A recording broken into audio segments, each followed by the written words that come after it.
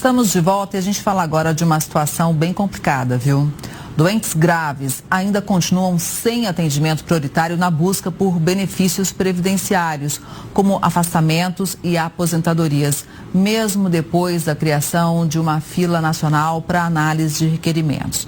De uma forma geral, atualmente, mais de 3 milhões de pedidos estão pendentes e mais de 1.700.000 já passaram do prazo. De acordo com a Previdência, o benefício de prestação continuada, o BPC, e por incapacidade, representam quase 80% dessa fila. Em janeiro, o INSS fez mudanças para ampliar a capacidade de atendimento e promover mais equilíbrio na análise dos pedidos, mas ainda existe dificuldade para diferenciar os casos mais graves. Para entender por que isso acontece, quais são os direitos dessas pessoas, a gente faz conexão agora com a presidente da Comissão de Direito Previdenciário da OAB de São Paulo, a doutora Josiane Zanardi. Doutora, boa tarde, seja muito bem-vinda. Boa tarde, Kelly. Eu que agradeço o convite. Boa tarde a todos os telespectadores. Doutora, a gente se preocupa porque a gente sabe que doenças graves, situações graves, muitas vezes a pessoa não pode esperar. Mas por que esse problema existe e é um problema realmente sério? Infelizmente, Kelly, apesar da gente ter uma legislação que garante prioridade de atendimento nos órgãos públicos para quem tem doenças graves ou até para quem tem idade avançada, administrativamente no INSS, parece até estranho dizer, mas essa prioridade não é respeitada. Não existe ali um respeito à prioridade de doença mais grave ou menos grave, pessoas mais idosas e pessoas menos idosas. Quando é solicitado um benefício de afastamento por incapacidade via sistema, ele vai para uma fila geral. Não existe um campo onde é possível você assinalar que se trata de um câncer, por um exemplo, e aí essa pessoa fica na fila comum e não tem o seu direito de prioridade estabelecido por legislação atendido dentro do próprio instituto. É um pouco estranho, mas é o que acontece na realidade. Pois é, e aí nesse caso, muitas vezes a pessoa não pode esperar. Existe algum outro caminho? Tem que entrar com uma ação? O que fazer, doutora? Olha, o que fazer? Ela pode fazer algumas tentativas de agilizar que esse requerimento seja analisado e não demore tanto. As perícias, elas podem ser antecipadas em alguns locais, mas isso vai depender da agenda da região que a pessoa está.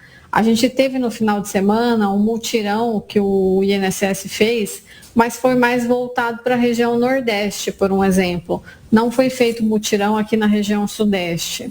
Apesar da fila ser nacional, vai para a fila única, mas depende das agendas de perícias regionais. Então, acaba que não é bem uma fila nacional. O que acontece? O segurado que está pedindo ali um benefício, ele pode entrar em contato com a ouvidoria do INSS através do Fala BR e registrar uma reclamação para documentar ali a insatisfação dele e tentar agilizar esse andamento do pedido que ele fez. Se isso de qualquer maneira não resolver, aí a única alternativa vai de fato ser procurar o judiciário para verificar se consegue agilizar essa perícia, estudar ali um melhor caminho para fazer isso no judiciário, que seja um mandado de segurança, que seria apenas uma ordem do juiz determinando que o INSS faça uma perícia médica, por um exemplo, ou até o reconhecimento através de uma ação ordinária na Justiça Federal ou no Juizado Especial Federal, que é onde as ações do INSS devem tramitar em regra. Até porque quando a pessoa está passando por um quadro grave de doença, muitas vezes não consegue trabalhar, a situação fica complicada ali para o orçamento da casa. Agora, vamos imaginar que essa pessoa melhorou, passou um perrengue ali, a família ajudou, acudiu, não houve essa perícia. E aí, quando finalmente a perícia acontece, o estado de saúde da pessoa melhorou. Aquele cidadão, ele tem direito a receber retroativo aquele período ou não? Tem sim, Kelly.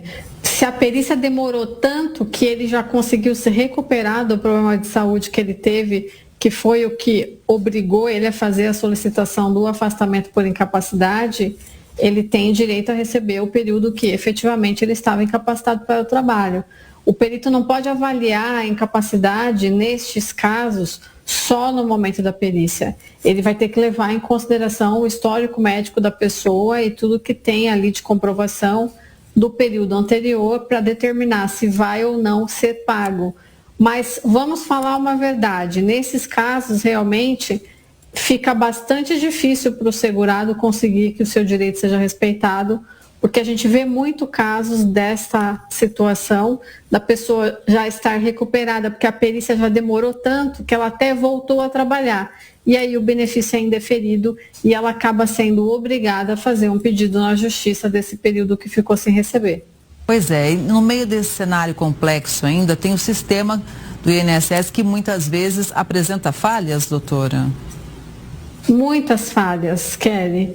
Na verdade, dificilmente a gente passa um dia sem que o sistema do INSS tenha ali algum período de sobrecarga, pelo menos, ou até de inoperância.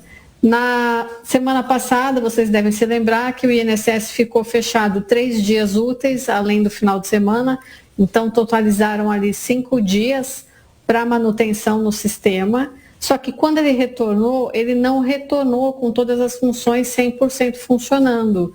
Inclusive, a questão dos benefícios de incapacidade, na semana passada até ontem, segundo informação dos próprios servidores do INSS, porque teve um comunicado interno do INSS para os servidores afirmando isso, de que o sistema não estava concluindo as solicitações dos benefícios por incapacidade. A previsão era retornar hoje, que essas concessões voltassem ao normal. Então, além da demora normal, do volume grande de solicitações, da falta de peritos, a gente ainda tem o problema da lentidão ou inoperância dos sistemas em vários dias do ano, que prejudica muito a fila. A gente sabe que cada caso é um caso, né? Existem muitas variáveis, mas obviamente cabe ao segurado tentar reunir o máximo de informações, inclusive, por exemplo, quando tentou fazer algum protocolo e o sistema estava fora do ar, além de laudos médicos, né, doutora?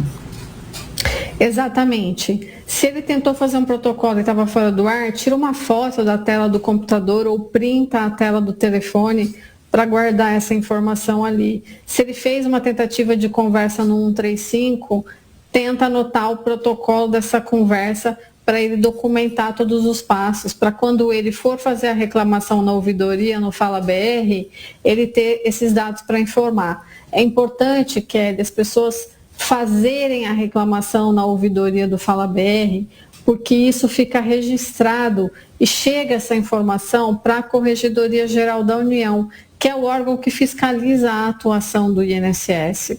E quanto mais reclamações são feitas, isso vai criando um fluxo, né, um número estatístico que vai chamando a atenção em Brasília dos corregedores, do próprio Fala BR, e talvez eles tomem providências na medida que as reclamações forem chegando.